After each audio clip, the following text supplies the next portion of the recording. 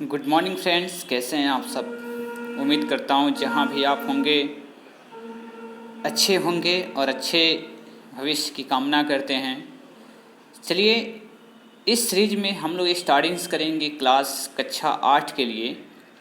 भूगोल की जो पाठ्य पुस्तक है एनसीईआरटी, इसकी सारी हम लोग डीप नॉलेज पढ़ने का, रीडिंग्स करने का, समझने का हम लोग धीरे धीरे प्रयास करेंगे। यह वीडियो उन बच्चों के लिए सबसे बेनिफिशियल होगा जो बच्चे आज क्लास 8 में हैं, लेकिन उनसे भी ज़्यादा यह बेनिफिशियल उनके लिए बेस्ट है जो आज किसी पीसीएस अधिकारी बनना चाहते हैं। कोई पीसीएस अधिकारी बनना चाहते हैं या यूपीएससी या बीपीएससी के एग्ज़ामों को अगर देना चाहते हैं तो इस एनसीईआरटी की सूक्ष्मतम नॉलेज से गुजरना पड़ेगा। तो चलिए दोस्त, इस वीडियो में हम लोग बात करेंगे कक्षा 8 के लिए सामाजिक विज्ञान। और सामाजिक विज्ञान में आपको पता है कि भूगोल, इतिहास और नागरिक शास्त्र, ये 3 सब्जेक्ट का कंबाइंड फॉर्म 8 क्लास तक है। तो इस कक्षा में आपको हम लोग सामाजिक विज्ञान में भूगोल के बारे में चर्चा करेंगे, जो बुक का नाम संसाधन एवं विकास है। तो चलिए दोस्त, हम लोग इस कक्षा को स्टार्टिंग्स करते हैं और इस वीडियो को स्टार्टिंग करते हैं आपके साथ। सबसे पहले हम लोगों को जानना होगा कि इस भूगोल में कितने आपको अध्याय हैं और कितने अध्याय आपके पास हैं। तो इसमें 6 अध्याय है और पहला जो अध्याय है वह संसाधन है। तो इस संसाधन के बारे में हम लोग सबसे पहले डिस्कस करेंगे और उस पर नोट्स भी देखेंगे। और यह वीडियो आपको हिंदी और इंग्लिश माध्यम से आपको प्रोवाइड किया जाएगा। अब देखिए, हम लोग पहला अध्याय को स्टार्टिंग्स करते हैं। संसाधन है क्या और संसाधन का उपयोग हमारी आम जीवन में कैसे हम लोग किसी संसाधन का उपयोग करते हैं और क्या क्या फैक्टर्स हो सकते हैं, इसके बारे में जानकारियाँ हम आपको विधिवत देंगे। चलिए, हम लोग एनसीईआरटी की लाइन बाय लाइन पढ़ने का प्रयास करेंगे, जिसके कारण इसमें से जो सूक्ष्मतम जो नॉलेज है, द बाइबल ऑफ, इसको पीसीएस एग्ज़ाम कहा जाता है दोस्त। ये एनसीईआरटी एक ऐसी आपको बेसिक नॉलेज देती है जो किसी भी एडिशनल बुक्स में नहीं होती है दोस्त। इसलिए इसको बाइबल ऑफ पीसीएस एग्जामिनेशंस कहा जाता है दोस्त। तो चलिए, हम लोग इस वीडियो में स्टार्टिंग्स करते हैं, आपका समय ज़्यादा ज़ाया नहीं करेंगे। तो हम लोग अध्याय 1 संसाधन चैप्टर्स पढ़ने का प्रयास करते हैं। चलिए दोस्त, अब हम लोग अध्याय 1 चैप्टर्स नंबर 1 संसाधन में आए हैं। और संसाधन में क्या क्या आपके पास से ये एनसीईआरटी एक कहानी के तौर पर उन बच्चों को सिखाना चाहता है जो बच्चे आम भाषा में इस सारी बातों को समझ सके। तो चलिए, इसमें एक कहानी एक दोस्त की है, मोना और राजू। मोना और राजू, सबसे पहले हम लोग समझेंगे कि संसाधन है क्या, संसाधन का उपयोग हम कैसे करते हैं। तो इसके बारे में जानकारी लेने से पहले हम थोड़ी सी इस कहानी को पढ़ते हैं। और कहानी, जब तक कहानियाँ समझ में नहीं आती तब तक हम लोग नहीं समझ सकते कि संसाधन है क्या। किसी भी चीज़ को समझने के लिए कहानियाँ बहुत इम्पोर्टेंट चीज़ होती है, जिसके कारण यह एनसीईआरटी इन कहानियों का सहारा लिया है। जैसे मोना और राजू अपना घर साफ करने में अम्मा की मदद कर रहे थे।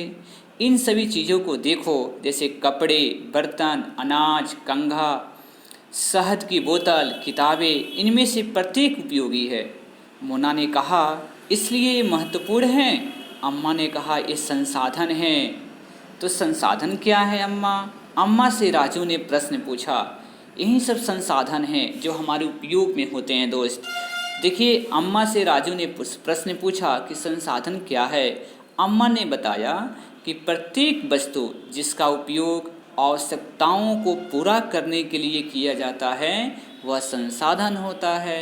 जो भी वस्तुओं का हम लोग उपयोग अपने आवश्यकताओं को पूर्ति के लिए करते हैं, वो सारे वस्तु, वो सारी चीज़ें आपको संसाधन कहलाती है। तो यह आपका एक अच्छा सा डिफिनेशंस निकल जाएगा। अपने चारों ओर देखिए और निरीक्षण कीजिए। अपने संसाधन के विविध प्रकारों को पहचानने में सक्षम होंगे।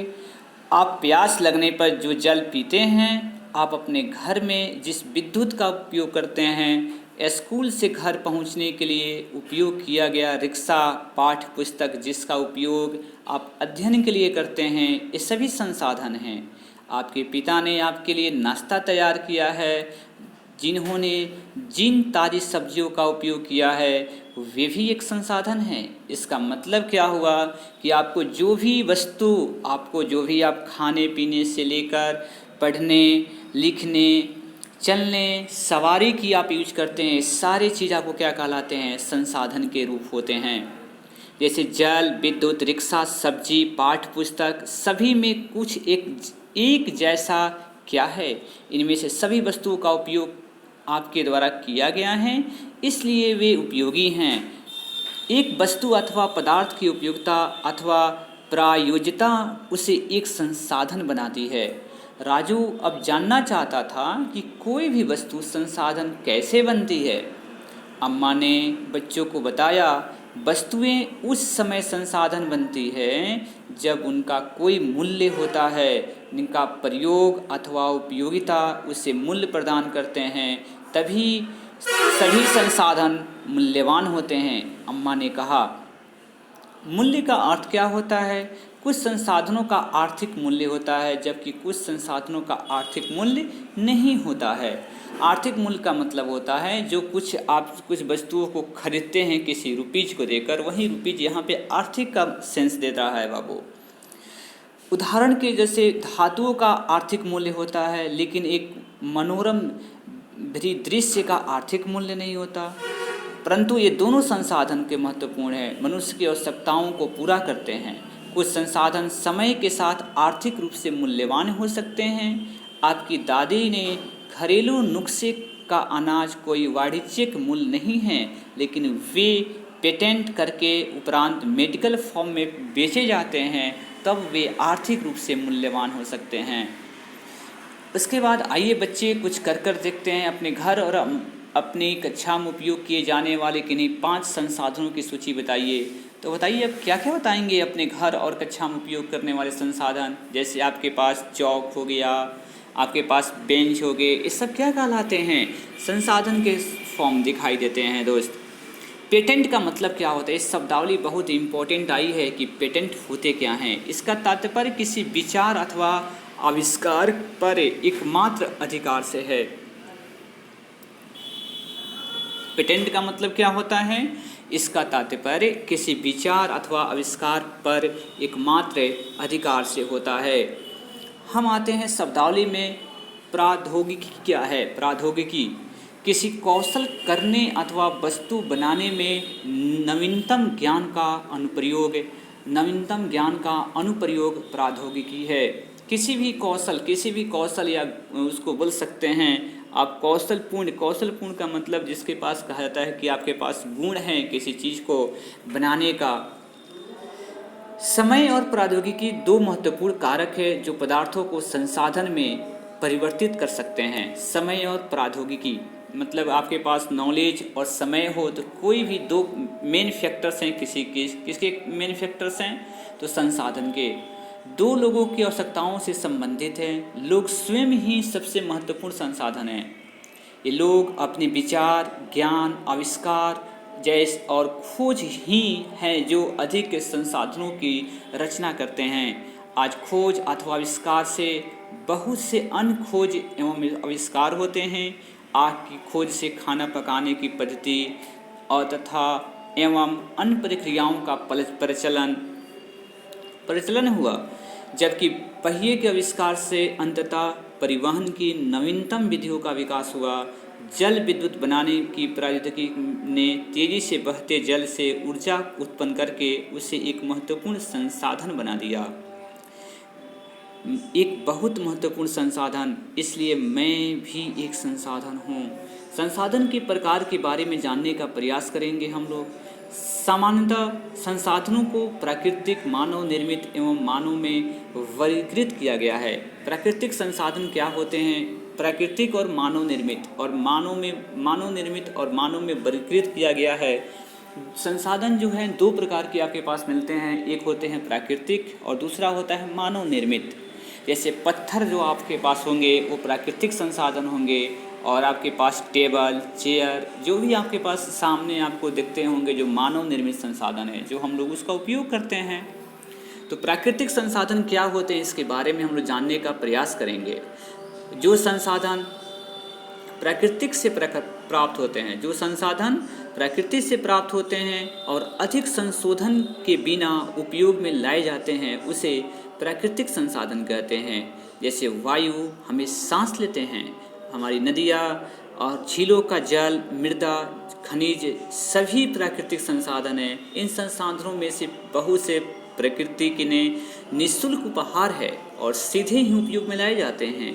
कुछ परिस्थितियों में प्राकृतिक संसाधन की अच्छी तरह उपयोग के लिए औजारों और प्रौद्योगिकी की आवश्यकता होती है। प्राकृतिक संसाधनों के विस्तृत रूप से नवीकरणीय और अनवीकरणीय संसाधनों में विभाजित किया जा सकता है। तो देखिए, प्राकृतिक संसाधन में होते हैं जो प्राकृतिक संसाधन जो मानव निर्मित नहीं होता है, जो गॉड के द्वारा, भगवान के द्वारा बनाए गए होते हैं, जो प्राकृतिक हमें देती है उसे प्राकृतिक संसाधन कहते हैं। इस प्रकार हवा तो किसी ने बनाया नहीं, जल, मृदा, खनिज। लेकिन अब इन प्राकृतिक संसाधनों को दो प्रकार से आप डिवाइड कर सकते हैं, एक है नवीकरणीय और दूसरा है अनवीकरणीय। नवीकरणीय संसाधन क्या होते हैं? तो नवीकरणीय संसाधन वे संसाधन होते हैं जो शीघ्रता से नवीकृत अथवा पुनः पूरित हो जाते हैं। इनमें से कुछ असीमित हैं और कुछ उन पर मानवीय क्रियाओं का प्रभाव नहीं होता, जैसे सौर और पवन ऊर्जा, इस पे मानव का कोई अधिकार नहीं है। फिर भी कुछ नवीकरणीय संसाधनों जैसे जल, मृदा, वन का लापरवाही से किया गया उपयोग इनके भंडार को प्रभावित कर सकता है। जल असीमित नवीकरणीय संसाधन प्रतीत होता है, फिर भी जल की कमी और प्राकृतिक जल स्रोतों का सूखना आज विश्व के बहुत से भागों में एक बड़ी समस्या है।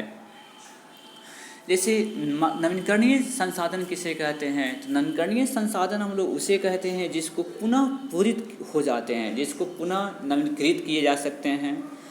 अनवीकरणीय संसाधन किसे कहते हैं? वे संसाधन जिनका भंडार सीमित है, भंडार के एक बार समाप्त हो जाने के बाद उन्हें उनके नवीकृत या पुनः पूरित में हजारों वर्ष लग जाते हैं। यह अवधि मानव जीवन की अवधि से बहुत अधिक है।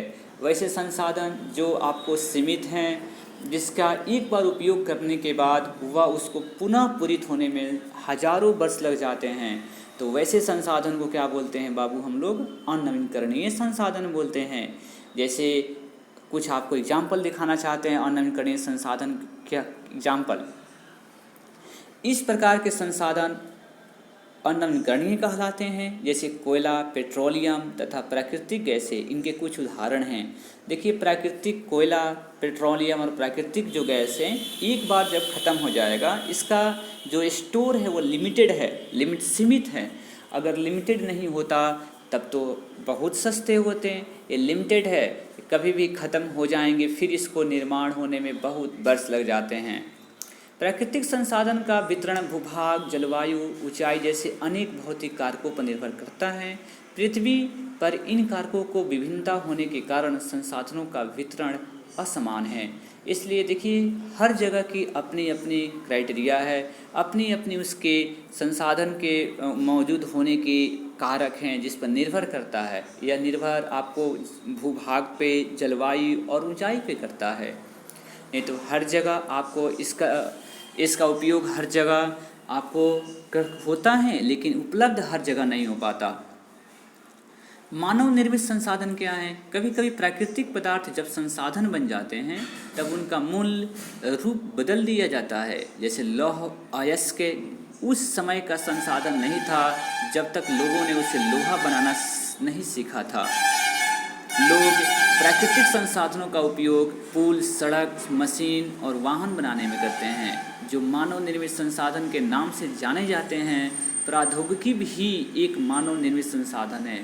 प्रौद्योगिकी का मतलब होता है आपके पास जो रूल, जो आपके पास ज्ञान का जो आप उपयोग किए हुए हैं, जो मशीनरी जो चीज़ हैं सर, ये सब जितने प्रौद्योगिकी भी एक मानव निर्मित संसाधन के ही रूप होते हैं।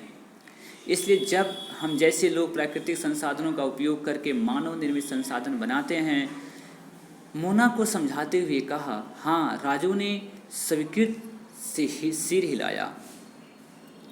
इसके लिए उन्होंने कहा कि मानव निर्मित संसाधन बनाते हैं, प्राकृतिक संसाधनों का उपयोग करके मानव निर्मित संसाधन बनाते हैं।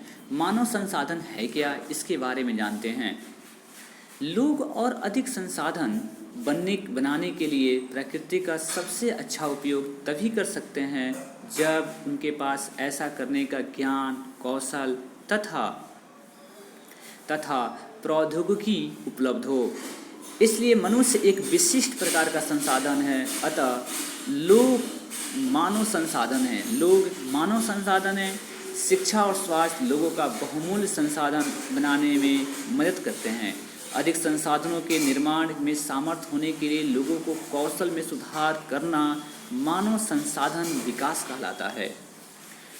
मानव संसाधन विकास क्या कहलाता है? तो अधिक संसाधनों के निर्माण में सामर्थ्य होने के लिए लोगों को के कौशल में सुधार करना मानव संसाधन विकास कहलाता है। चलिए इन सभी कुछ हम लोग शब्दावली में हैं, उसके बारे में हम लोग भी चर्चा करते हैं। संसाधन का भंडार, यह उपयोग के लिए संसाधन उपलब्ध मात्रा है। संसाधन की उपलब्ध मात्रा है। आओ कुछ करके सीखें। कुछ नवीकरणीय संसाधनों के बारे में सोचिए या बताइए कि किस प्रकार के संसाधनों का अधिक उपयोग उनके भंडार को प्रभावित करता है। जैसे पेट्रोल का ज़्यादा हम उपयोग करते हैं तो उसके भंडार को प्रभावित करेगा।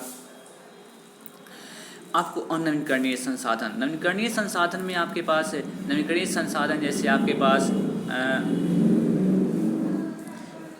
जिसको पुनः निर्मित आपको किया जा सके। आइए बच्चे कुछ कर सीखते हैं। 5 मानव निर्मित संसाधनों का सूची बनाइए और उन्हें आप अपने चारों ओर देख सकते हैं। तो कुछ ऐसे मानव निर्मित संसाधन का नाम बताइए। जैसे आपके पास टेबल हो गया, चेयर हो गया, ये मानव संसाधन हो गए।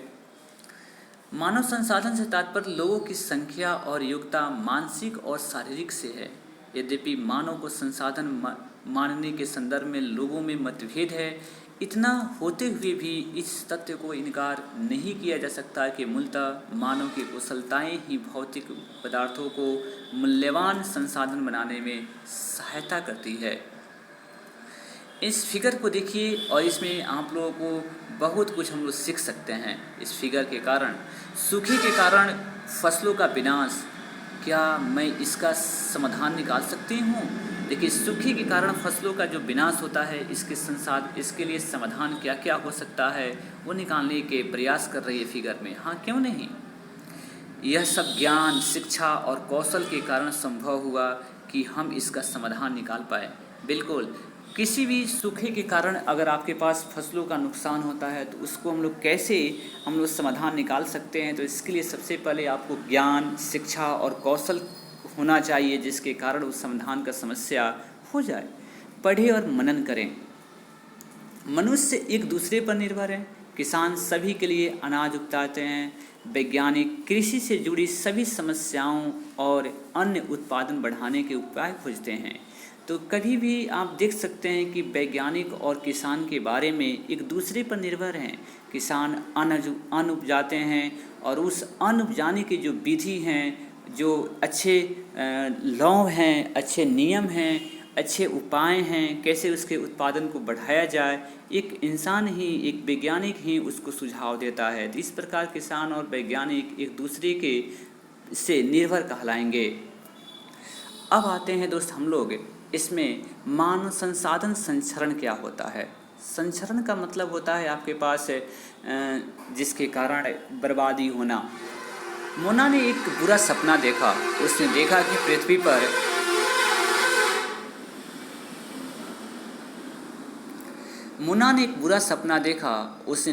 पृथ्वी पर सारा जल सूख गया है और सारे पेड़ कट गए हैं। वहाँ पे न तो छाया ही थी और न ही कुछ खाने पीने के लिए था। लोग परेशान हो रहे थे और चारों तरफ भोजन और छाया की तलाश में निराश घूम रहे थे। आप सोचिए कि एक न एक दिन अगर पृथ्वी पर सारा जल सूख जाएगा और सारे पेड़ कट जाएंगे तो किस हालात में होगी ये पृथ्वी। उस प्रकार की उस कल्पना को समझना है। जिससे अपनी माँ के सपने के बारे में बताया, उसने पूछा, अम्मा क्या ये सच में हो सकता है? माँ ने बताया, हाँ। अम्मा ने उत्तर दिया, यदि हम नवीकरणीय संसाधनों के प्रति सतर्क नहीं रहते हैं तो ये बहुत ही दुर्लभ हो सकते हैं और अनवीकरणीय संसाधन निश्चय ही एक दिन समाप्त हो सकते हैं। राजू ने पूछा, हमें इसके लिए क्या कर सकते हैं? कुछ अम्मा, बहुत कुछ, अम्मा ने उत्तर दिया। आप अपने दोस्तों से बात क्यों नहीं करते? संसाधनों की सतर्कता पूर्वक उपयोग करना और उन्हें नवीनीकरण के लिए समय देना संसाधन संरक्षण कहलाता है।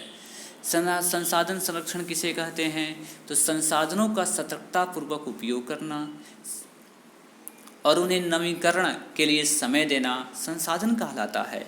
संसाधनों का उपयोग करके ही आवश्यकता और भविष्य के लिए उन्हें संचरण में संतुलन बनाए रखने के लिए सतत पोषणीय विकास कहलाता है। संसाधनों के संरक्षण के अनेक तरीके हैं। प्रत्येक व्यक्ति उपभोग से कम करके वस्तुओं का पुनः चक्रण और पुनः उपयोग द्वारा योगदान दे सकता है। अतः यह एक विभिन्नता बनाता है, क्योंकि सभी जीवन एक दूसरे से जुड़े हुए हैं। उस शाम बच्चों अपने मित्रों ने पुराने समाचार पत्रों, व्यर्थ वस्त्रों और बांस की डंडियों से लिफाफे और खरीदारी के लिए थैले बनाए।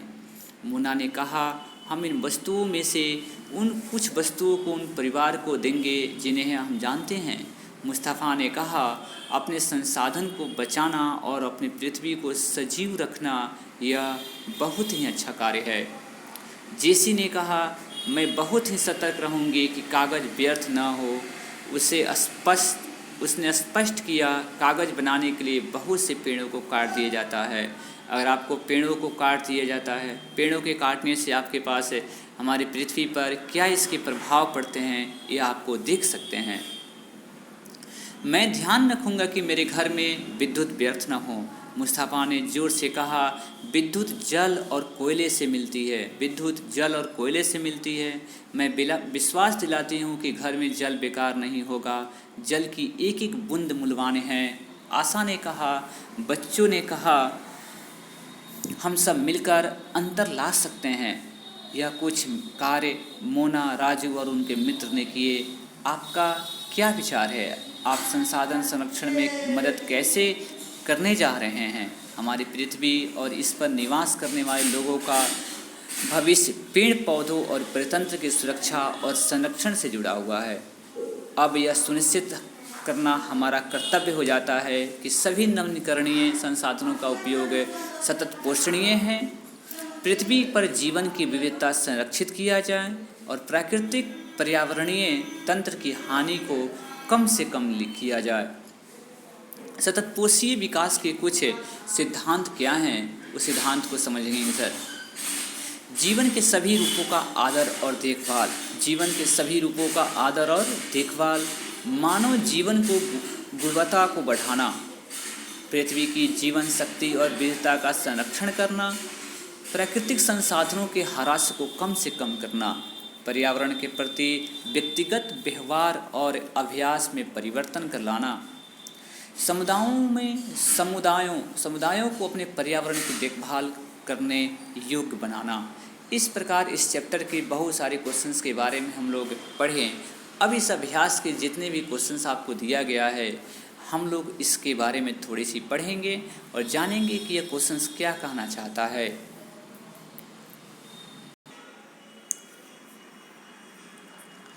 तो चलिए हम इस क्वेश्चंस के बारे में सर पढ़ते हैं।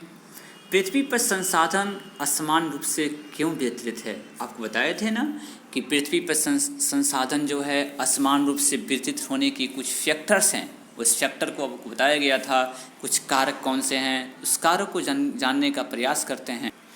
उसके कारक देखिए, यहाँ पे क्वेश्चंस आपके पास आंसर मिलेगा कि प्राकृतिक संसाधनों के वितरण भूभाग, जलवायु, ऊंचाई जैसे अनेक भौतिक कारकों पर निर्भर करता है। तो जो आपके पास संसाधन हैं वह आपको किस पे संसाधन का वितरण किस पे आपको निर्भर करता है? तो भूभाग पे। भूभाग का मतलब पृथ्वी का वह भाग, कभी आपको किसी ऊंचाई पे है तो किसी आपको ढलान पे है। यह जलवायु पर भी डिपेंड करता है और ऊंचाई पर भी डिपेंड करता है। तो अब आते हैं हम लोग नेक्स्ट क्वेश्चन की तरफ है। संसाधन संरक्षण क्या है? संसाधन संरक्षण क्या है? तो चलिए हम लोग संसाधन संरक्षण के बारे में जानकारियाँ हम लोग लेते हैं।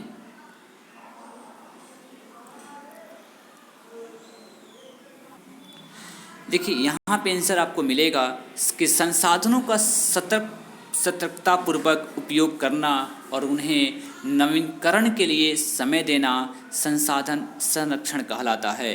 ये बहुत ही इम्पोर्टेंट क्वेश्चंस का आंसर आपको पास मिल जाएगा। तीसरी क्वेश्चंस मिलना चाहता है कि मानव संसाधन महत्वपूर्ण क्यों हैं? मानव संसाधन महत्वपूर्ण क्यों हैं? देखिए मानव संसाधन जब तक आपको महत्वपूर्ण इसलिए है, मानव संसाधन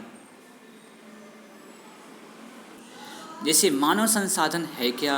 लोग और अधिक संसाधन बनाने के लिए प्रकृति का सबसे अच्छा उपयोग तभी कर सकते हैं जब उनके पास ज्ञान कौशल तथा ज्ञान कौशल के साथ साथ प्रौद्योगिकी उपलब्ध हो। इसलिए मनुष्य एक विशिष्ट प्रकार का संसाधन है और अतः लोग मानव संसाधन है। शिक्षा स्वास्थ्य और लोगों का बहुमूल्य संसाधन बनाने में मदद करते हैं। अधिक संसाधनों का निर्माण से सामर्थ्य होने के लिए लोगों को कौशल में सुधार करना मानव संसाधन विकास कहलाता है। तो इस प्रकार आप कह सकते हैं कि मानव संसाधन जब तक मानव अपनी योग्यता को नहीं बढ़ाएगा, अपने ज्ञान को नहीं बढ़ाएगा, अपनी प्रौद्योगिकी नॉलेज को नहीं बढ़ाएगा, अच्छे कौशल नहीं होंगे, तब तक सर आपको मानव संसाधन में आप अपनी भूमिका को अदा नहीं कर सकते। और मानव संसाधन का उपयोग ऐसे भी कर सकते थे कि मानव संसाधन का तात्पर्य लोगों की संख्या और योग्यता मानसिक और शारीरिक से है। यदि मानव के संसाधन मानने वाले संदर्भ में लोगों ने मतभेद है, इतना होते हुए भी इन तथ्य से इनकार नहीं किया जा सकता कि मूलतः मनुष्य की कुशलताएं ही भौतिक पदार्थों को मूल्यवान संसाधन बनाने में मदद करती है। इस प्रकार इन सारी ऑब्जेक्टिव क्वेश्चन को आप लोग लगा सकते हैं और ये कुछ प्रश्नों का उत्तर लिखने का प्रयास करेंगे। ये सारे प्रश्न इस एक्सरसाइज चैप्टर्स के से ही दिए गए हैं, तो हम लोग इस पे निर्भर कर आप लोगों को ये सारे क्वेश्चंस को सॉल्व करने का प्रयास धीरे धीरे रिटन करने का प्रयास करिए और आप लिख सकते हैं। चलिए मिलते हैं हम लोग नेक्स्ट वीडियो में नेक्स्ट एक्सरसाइज के साथ। For this thanks a lot.